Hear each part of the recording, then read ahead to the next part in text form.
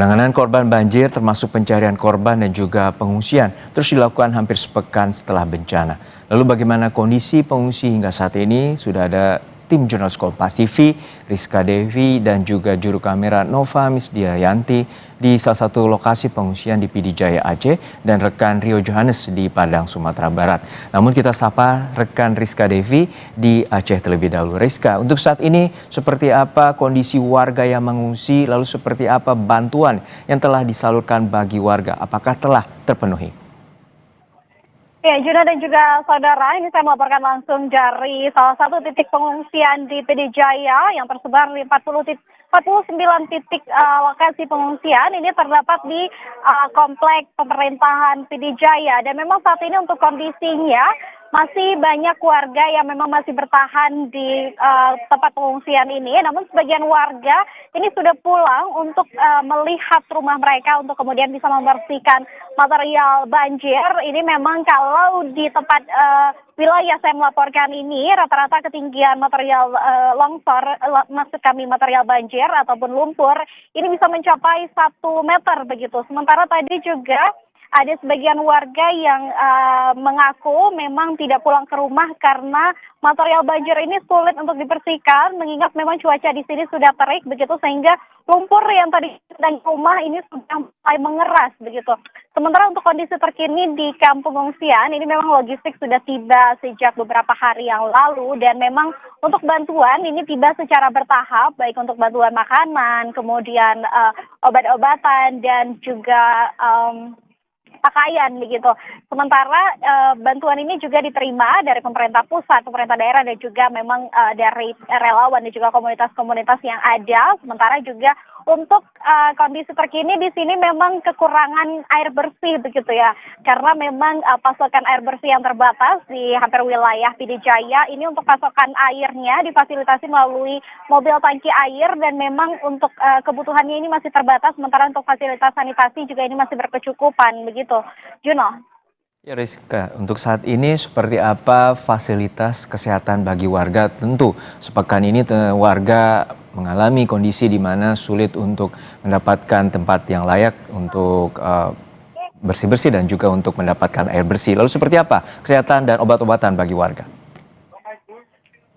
Ya Juna, ini kalau misalnya kita lihat untuk kondisi di kamp pengungsian sendiri, untuk obat-obatan ini memang difasilitasi begitu dari bantuan, namun memang untuk jumlahnya ini masih terbatas. Sementara untuk tim medis juga sudah dikirim dari Dinas Kesehatan Aceh beberapa hari yang lalu, namun untuk jumlah tim medisnya juga masih terbatas begitu. Sementara untuk akses kesehatan juga di sini ada rumah sakit daerah begitu, dan saat ini memang kondisinya full begitu, mengingat memang hingga saat ini proses evakuasi masih dilakukan begitu, dan penemuan korban ini juga masih terus dilakukan begitu. Kemarin informasi kami terima dari Basarnas ada penambahan korban meninggal 2 orang, dan memang ini korbannya tersebut dievakuasi setelah banjirnya surut begitu dan tertimbun lumpur yang ada di rumahnya sendiri.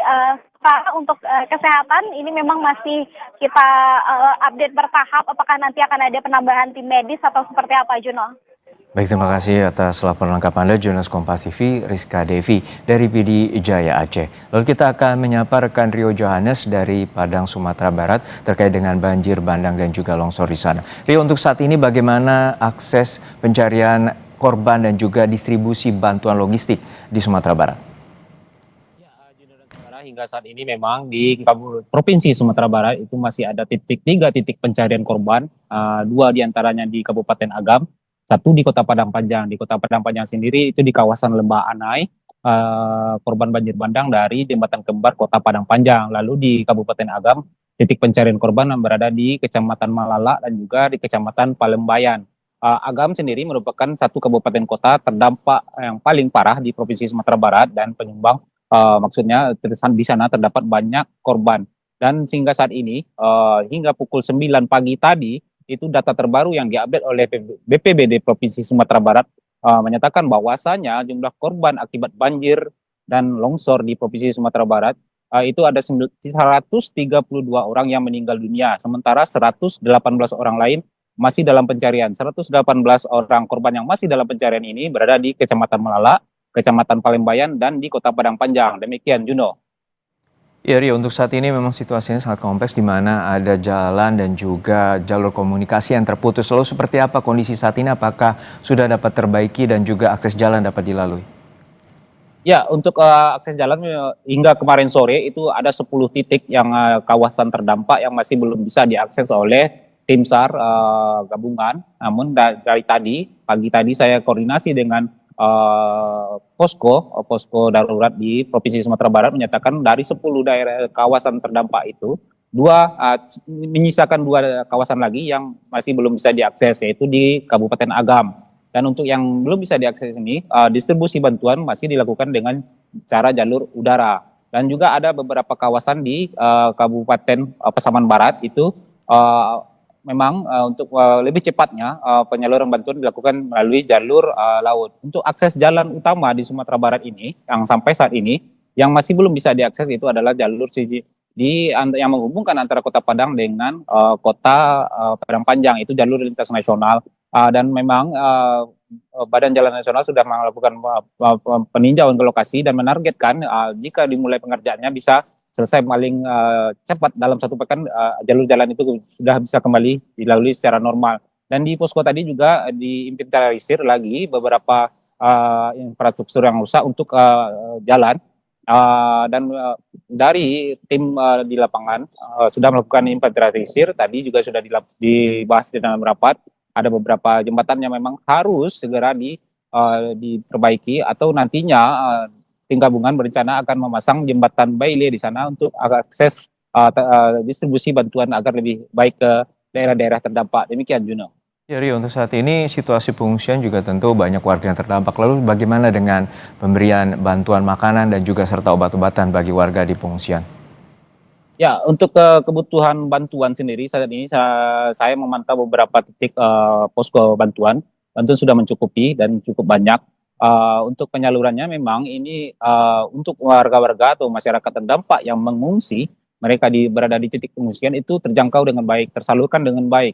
Baik itu kebutuhan makanannya, pakaiannya, dan kebutuhan pribadi lain seperti sabun mandi, gosok gigi. Sementara untuk warga, ada sebagian warga terdampak yang memang tidak tinggal atau menginap di pengungsian. Mereka lebih memilih untuk mengungsi di rumah sanak famili, dan lalu ketika pagi mereka datang kembali ke rumah yang terdampak membersihkan. Nah, inilah yang luput dari bantuan. Kebanyakan dari mereka yang tidak tinggal di pengungsian ini belum terjangkau bantuan dengan baik. Dan untuk tim kesehatan sendiri di sini, Polda Sumbar juga menurunkan tim kesehatan, Dinas Kesehatan juga menurunkan tim kesehatan, ID juga. Jadi tim kesehatan ini memang mobile sifatnya melakukan pemeriksaan dari satu titik pengungsian ke titik pengungsian lainnya. Ya, mereka juga berkolaborasi untuk memberikan trauma healing bagi anak-anak yang korban terdampak banjir di Kota Padang. Demikian, Juno. Baik, saat ini masih ada 2 kabupaten, salah satunya Kabupaten Agam yang masih terhambat untuk jalur akses jalan maupun komunikasi. Terima kasih atas laporan lengkap Anda, Rio Johannes, dan juga sebelumnya ada rekan Rizka Devi dari PD Jaya Aceh.